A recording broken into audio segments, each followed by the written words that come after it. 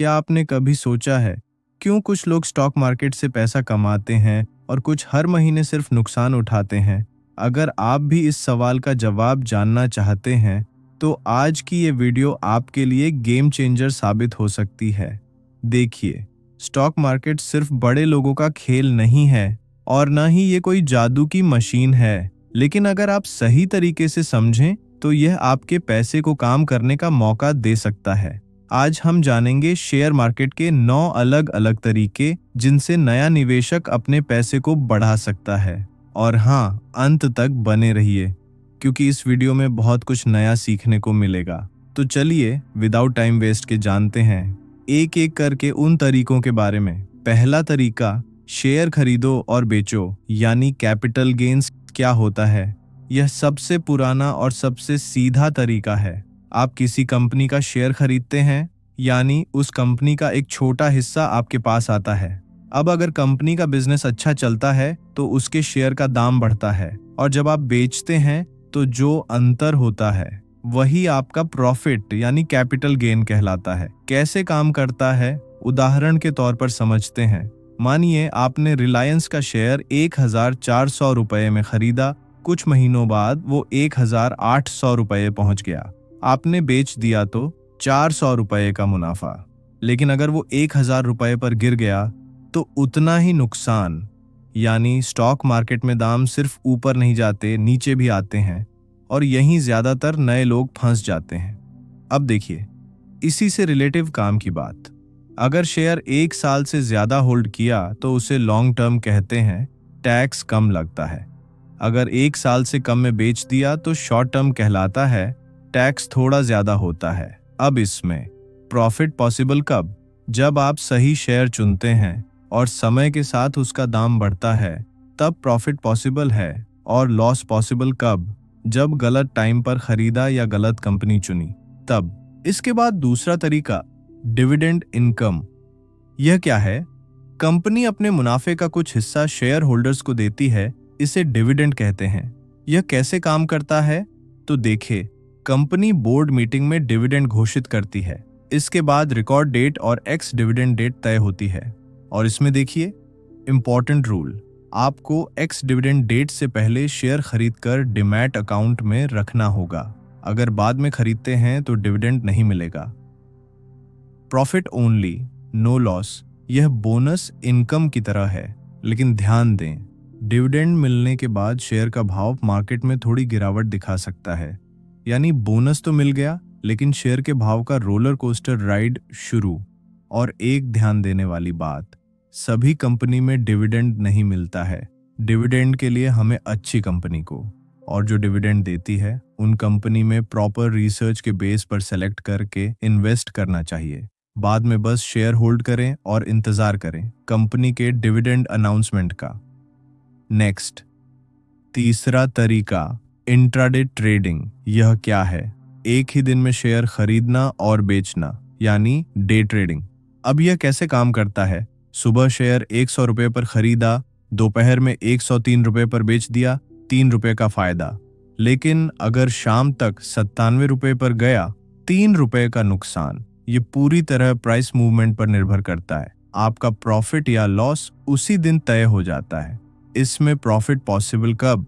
जब आपका प्रेडिक्शन सही निकला, और लॉस पॉसिबल अगर मार्केट उल्टी दिशा में चला गया। High risk zone, new traders को सबसे पहले यही नुकसान होता है, क्योंकि इंट्राडे में काफी कुछ सीखना होता है। तो हम जानेंगे इंट्राडे किस तरह से होती है, यह आने वाले नेक्स्ट वीडियोस में हम देखेंगे।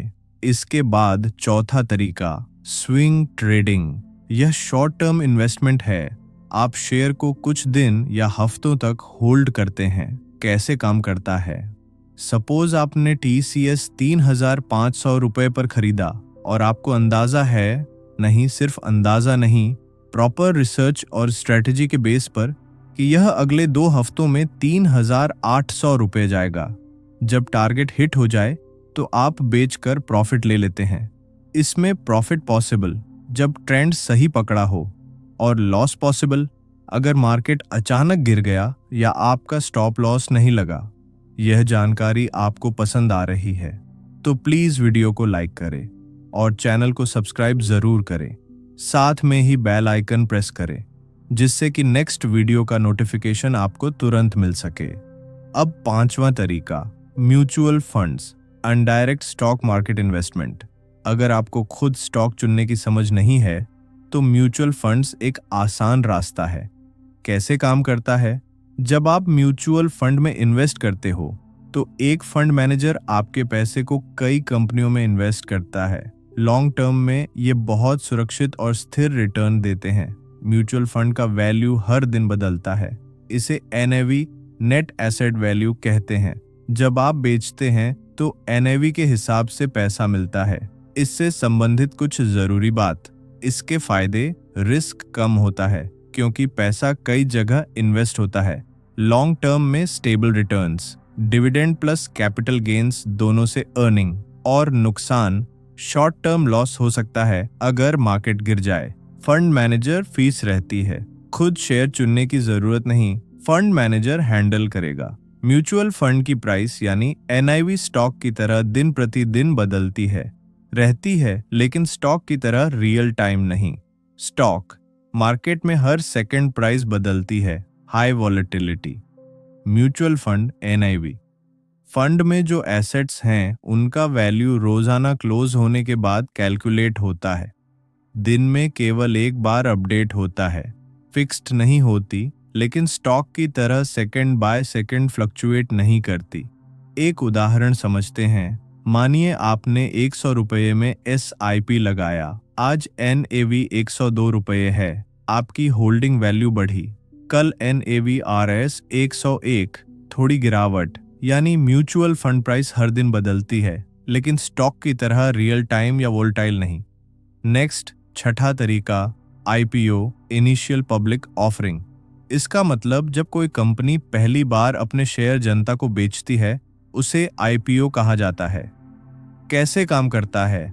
आपने IPO में इन्वेस्ट किया हो और बाद में अगर शेयर का लिस्टिंग प्राइस अलॉटमेंट प्राइस से ज्यादा हुआ तो आप तुरंत लिस्टिंग गेन कमा सकते हैं। एक उदाहरण से समझते हैं। IPO में 100 रुपये पर शेयर मिला और लिस्टिंग 130 रुपये पर हुई, 30 रुपये का फायदा। इसकी एक इम्पोर्टेंट बात कि हमें IPO पीरियड में ही अप्लाई करना होता है, लिस्टिंग के बाद बेच सकते हैं। अब सातवां तरीका, डेरिवेटिव्स, फ्यूचर्स एंड ऑप्शंस। ये एडवांस ट्रेडिंग है। यहाँ आप एक्चुअल शेयर्स नहीं खरीदते, बल्कि उनकी प्राइस मूवमेंट पर बेट लगाते हैं। कैसे काम करता है? आप किसी शेयर या इंडेक्स की फ्यूचर प्राइस पर कॉन्ट्रैक्ट करते हैं। सही दिशा में गए तो अच्छा प्रॉफिट, गलत दिशा में गए तो नुकसान। देखिए, और इसके बारे में खुलकर के बताने लगा इसकी कंप्लीट जानकारी तो वीडियो काफी लंबा हो जाएगा। अभी यहाँ केवल तरीके को समझते हैं कि कौन कौन से तरीके हैं। बाकी इनके बारे में फुल डिटेल्स आगे आने वाले वीडियो में हम जान लेंगे। यह high risk high reward game है। इसे तभी करें जब आप मार्केट में अनुभव रखते हो। स्टॉक मार्केट में नए इन्वेस्टर को इस तरीके से शुरुआत में पूरी तरह दूर रहना चाहिए। इसके बाद आठवां तरीका, ETF, exchange traded fund. ETF एक तरह का फंड है जो स्टॉक्स, बॉन्ड्स या कमोडिटीज का बास्केट रखता है और स्टॉक मार्केट की तरह रियल टाइम ट्रेड होता है। मतलब म्यूचुअल फंड का डाइवर्सिफिकेशन प्लस स्टॉक का फ्लेक्सिबिलिटी। कैसे काम करता है? ETF किसी इंडेक्स जैसे निफ्टी 50 या सेंसेक्स को फॉलो करता है। आप इसे NSI या BSI से रियल टाइम बाई सेल कर सकते हैं। डिविडेंड मिलने पर प्रोपोर्शनेट हिस्सा मिलता है। इसके फायदे, म्यूचुअल फंड प्लस स्टॉक का combo, real time trading possible. और नुकसान, स्टॉक लाइक वॉलेटिलिटी होती है, शॉर्ट टर्म में लॉस पॉसिबल हो सकता है। यह इंडेक्स परफॉर्मेंस पर डिपेंड करता है। ETF किसी इंडेक्स या सेक्टर जैसे निफ्टी 50 ETF, गोल्ड ETF को फॉलो करता है। ETF का प्राइस रोज बदलता है, जैसे शेयर मार्केट में होता है। प्रॉफिट, अगर आपने ETF 100 रुपये में खरीदा और अगले महीने या साल में 120 रुपये में बेचा, 20 रुपये प्रॉफिट। और लॉस, अगर वैल्यू गिरकर 90 रुपये हो गई और आपने बेच दिया, 10 रुपये लॉस। और डिविडेंड, अगर ETF पे करता है तो प्रोपोर्शनेट हिस्सा मिलता है। नेक्स्ट, नौवां तरीका, RIIT, real estate investment trusts.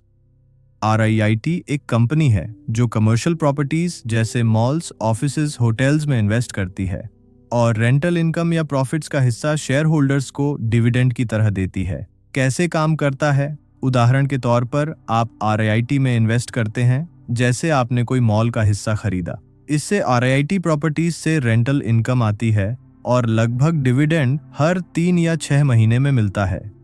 RIIT भी NSE BSE पर लिस्टेड होती है, यानी आप ट्रेड कर सकते हैं। इसके फायदे डायरेक्ट प्रॉपर्टी में इन्वेस्ट करने की जरूरत नहीं, फिर भी डिजिटल तरीके से regular rental income, steady cash flow, low to moderate risk, long term wealth creation. और नुकसान प्रॉपर्टी मार्केट पर डिपेंड करता है। वेकेंसी या रेंट ड्रॉप से इनकम कम हो सकती है। स्टॉक प्राइस फ्लक्चुएशन के कारण टेम्पोरेरी लॉस हो सकता है। RIIT की वैल्यूएशन रोज बदलती रहती है, स्टॉक की तरह ट्रेड होती है। अब आसान शब्दों में, यह रियल एस्टेट में इनडायरेक्टली इन्वेस्ट करने का तरीका है। आप ऐसे फंड्स में पैसा लगाते हैं जो मॉल, ऑफिस बिल्डिंग या अपार्टमेंट जैसी जगहों को किराए पर देते हैं। इससे आपको किराए के रूप में डिविडेंड मिलता है। इन 9 तरीकों में हम बिजनेस डे में किसी भी समय इन्वेस्ट और एग्जिट कर सकते हैं। और सभी तरीके में जब हम इन्वेस्ट और एग्जिट करते हैं तो कुछ चार्ज भी लगता है, और देखिए प्रॉफिट होता है तो लॉस भी होता है। ऐसा कोई भी तरीका नहीं है जिसमें केवल प्रॉफिट ही प्रॉफिट हो। अब डिविडेंड मिलता है तो हम जब इन्वेस्ट करते हैं तब मिलता है, लेकिन इन्वेस्ट करने के बाद अगर प्राइस नीचे हो गई तो डिविडेंड लेने के चक्कर में लॉस भी हो सकता है। डिविडेंड एक एक्स्ट्रा इनकम सोर्स है स्टॉक बाय करने पर। तो दोस्तों, अब आपको समझ आ गया होगा कि स्टॉक मार्केट में पैसा कमाने के असली 9 रास्ते कौन से हैं और वो कैसे काम करते हैं। अब सवाल ये है, आपके लिए इनमें से कौन सा तरीका सही रहेगा? इंट्राडे, स्विंग ट्रेडिंग या लॉन्ग टर्म इन्वेस्टमेंट? इसी का जवाब जानेंगे हमारे अगले वीडियो में, जहां हम बात करेंगे हमें इनमें से कौन सा तरीका कब अपनाना चाहिए और स्टॉक्स मार्केट में इंट्राडे ट्रेडिंग, स्विंग ट्रेडिंग और लॉन्ग टर्म इन्वेस्टमेंट के बीच क्या फर्क होता है। तो चैनल को सब्सक्राइब कर लीजिए ताकि अगला वीडियो मिस न करें, क्योंकि वहीं से आपकी असली वेल्थ बिल्डिंग जर्नी शुरू होगी। यह वीडियो केवल एजुकेशन पर्पज के लिए। इस वीडियो में हमने कोई भी स्टॉक खरीदने बेचने की सलाह नहीं दी है। Next video